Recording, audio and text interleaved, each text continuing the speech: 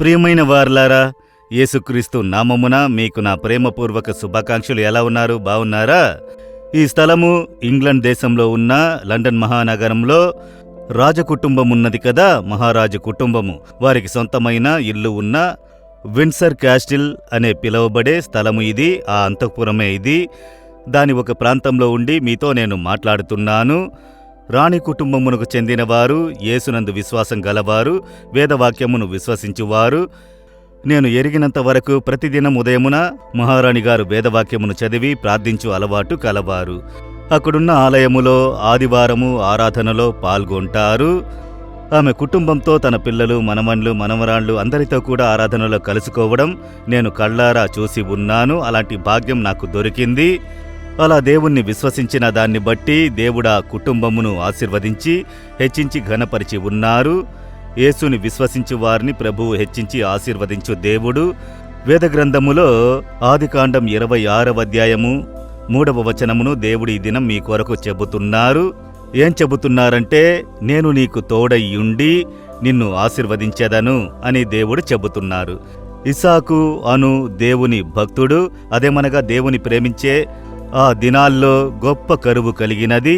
కరువు వలన అతడు ఉన్న స్థలములో లేకుండునట్లు వేరొక స్థలమునకు వెళ్లవలసిన పరిస్థితి కలిగింది. అప్పుడు దేవుడు చెబుతున్నాడు, భయపడకు, నేను నీకు తోడయ్యుండి నిన్ను ఆశీర్వదించెదను. కరువు కాలంలో ఆశీర్వదించు ఒక దేవుడు. మీరు పరిస్థితుల్ని చూసి భయపడకండి. ఇస్సాకుని దేవుడు ఆశీర్వదించెను. ఎలాగో తెలుసా? కరువు కాలములో అతడు తన పొలములో విత్తనము విత్తెను. 100 రెట్లు అతడు ఫలము నొందెను. అదే అందరికీ ఆశ్చర్యమైన కార్యము. కరువు కాలము, ఎక్కడ పంట పండలేదు, వర్షము లేని బాధింపు. ఇతని పొలంలో మాత్రం ఎలా 100 రెట్లు పండినది. అదే దేవుడు ఇచ్చే ఆశీర్వాదము.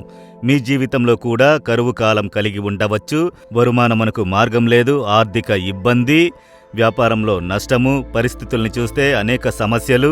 ఇట్టి పరిస్థితుల్లో ఎలా జీవించగలమని కలవరపడుచున్నారా? దేవుడు వాక్కునిచ్చుచున్నారు, నేను తోడయ్యుందును, నేను నీకు తోడుగా ఉండి నిన్ను ఆశీర్వదించెదను. ఆయన తోడుగా ఉంటే చాలు, అన్ని కాలములలో మనం ఆశీర్వాదంగా ఉండగలము. కరువు బాధించదు, ప్రకృతి విపత్తులు బాధించవు, ప్రకృతి వినాశనములు బాధించవు. వాటికి మధ్య ఆశీర్వాదము మీ జీవితంలో. ఇదొక కరువు కాలము, ఇబ్బందికరమైన ఒక కాలము. ఏం చెయ్యాలో తెలియక తడబడుచున్నారు కదా. దేవుడు వాక్కునిచ్చుచున్నారు, కుమారుడా, కుమార్తె, భయపడకు, నేను నీకు తోడుగా ఉందును, నేను నిన్ను ఆశీర్వదించెదను. ఆయన తోడయుంటే చాలు, దానిలో మాత్రం జాగ్రత్తగా ఉండుడి. యేసు ఎప్పుడు నాతోనే ఉండాలి, నేను ఆయనతో ఉండాలి.